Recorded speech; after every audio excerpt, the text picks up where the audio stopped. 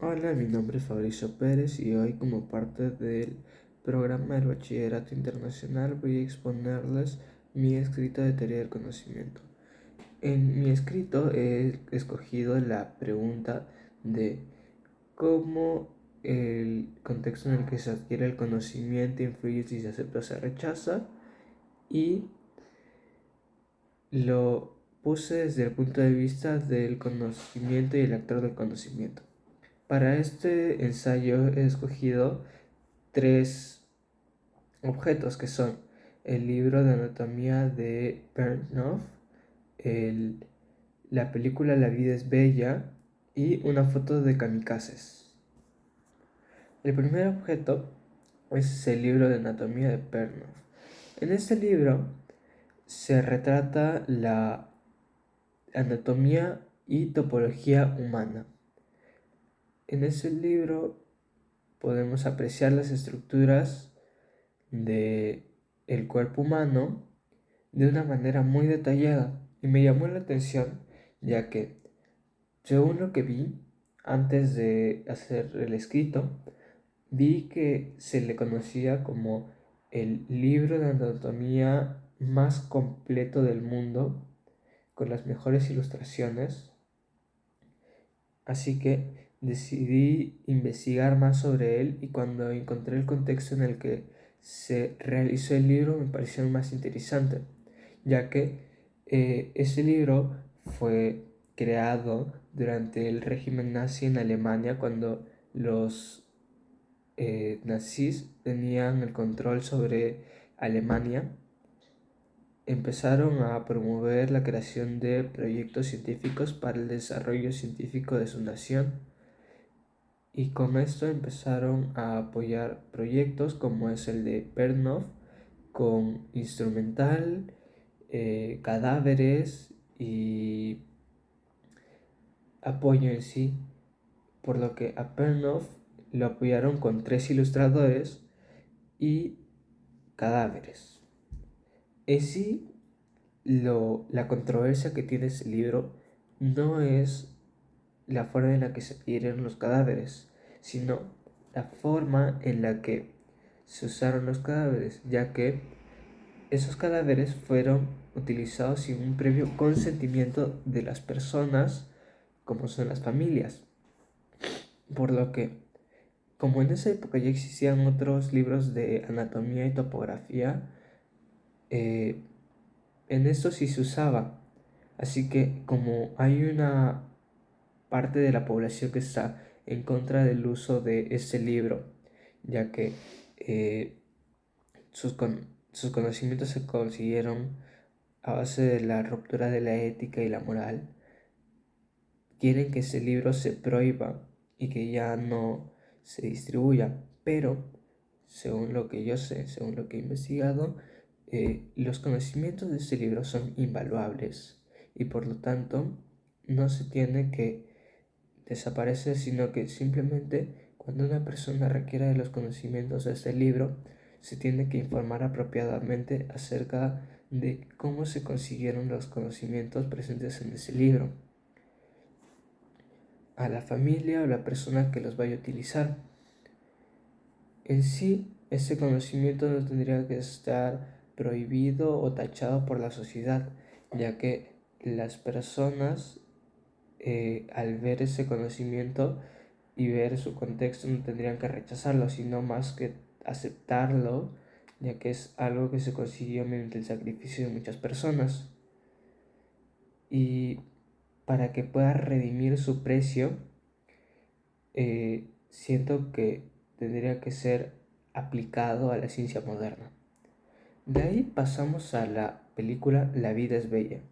En esa película nos retrata la vida de una familia compuesta de 3 personas: Guido, su esposa y su hijo Josué. Los tres están en la Segunda Guerra Mundial, donde eh, Guido es un judío y su esposa es italiana, pero su hijo, al ser hijo de Guido, también es judío, así que se los llevan a los dos al campo de concentración de Auschwitz. Esa película está basada en un libro que es al final derrota a Hitler, de eh, Rubino Romero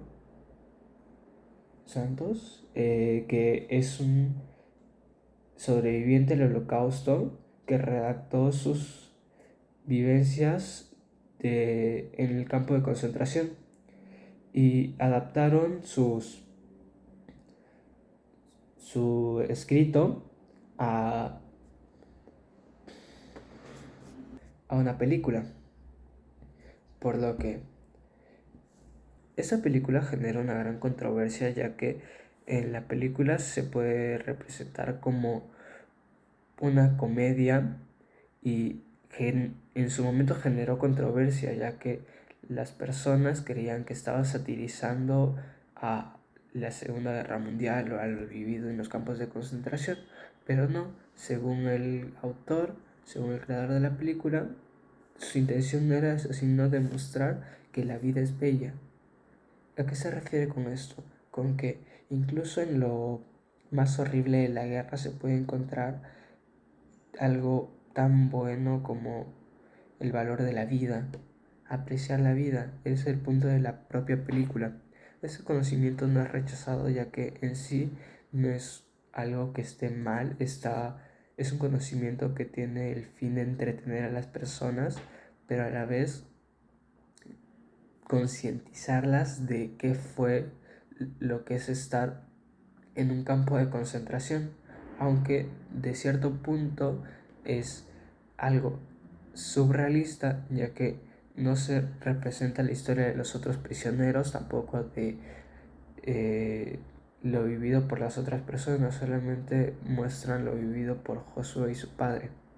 Y finalmente, nuestro último objeto es una foto de los kamikazes. Durante la Segunda Guerra Mundial, el Imperio japonés estaba en un gran problema, ya que al tener,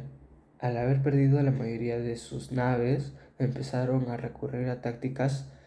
inhumanas como es el kamikaze, que está basado en el código Bushido del samurái del sacrificio, ya que las personas que creían en este código creían que el emperador era la máxima forma o la máxima deidad, y al creer esto creían que defenderlo con su vida es la mejor forma de mantener su honor. Así que los kamikazes, que son criados desde muy pequeños en los colegios, eran personas que eran muy jóvenes, de 21 de 17 a 24 años, por lo que se enlistaban voluntariamente para ir a misiones. Esta táctica salió muy bien para los japoneses, pero les generó un gran problema moral,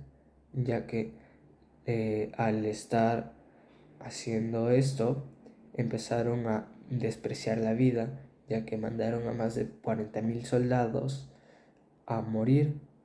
aunque se les daba la opción de que una vez yendo allá, si no encontraban un objetivo podían regresar, ya que no se tenía que desperdiciar una vida, aunque eso solamente se podía dar 9 veces, ya que en la 10ª los fusilarían. Los pilotos, antes de despegar, dejaban una carta de despedida a su familia, donde más que representar que odiaban a su enemigo, mostraban que era lo contrario, o sea, no lo odiaban, sino que simplemente tenían ese deseo de cumplimiento con su patria, y entonces no tenían que sacrificarse para poder defender a su patria y a su familia. Entonces no odiaban a su enemigo, sino que estaban obligados a hacer eso. Además de esto, los kamikazes ahora mismo ya no son figuras patriotas, o cómo decirlo, ya no son figuras representativas de Japón, ya no son héroes de guerra. ¿Por qué? Porque cuando terminó la guerra en el Japón moderno, los americanos empezaron a tener un imperialismo sobre los japoneses. Y al tener ese imperialismo empezaron a quitar la idea de que los kamikazes eran héroes, sino empezaron a ponerlos más como tontos que sacrificaron su vida por una causa que no valía la pena. Pero luego de que se liberaran del imperialismo americano, empezaron a recuperar un poco la idea nacionalista, pero ya no llegaron al extremo de querer sacrificar sus vidas para proteger a su patria.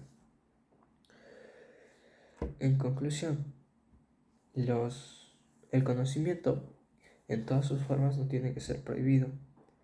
mientras sea un conocimiento que pueda ser aplicado para el beneficio humano. Si es prohibido, eh, sería una gran pérdida para la humanidad y para la ciencia, pero hay que aprender de los errores de la ciencia, en los sacrificios o en favor de la sociedad para un futuro aprendizaje y evitar que la humanidad vuelva a caer en los errores que han cometido en el pasado.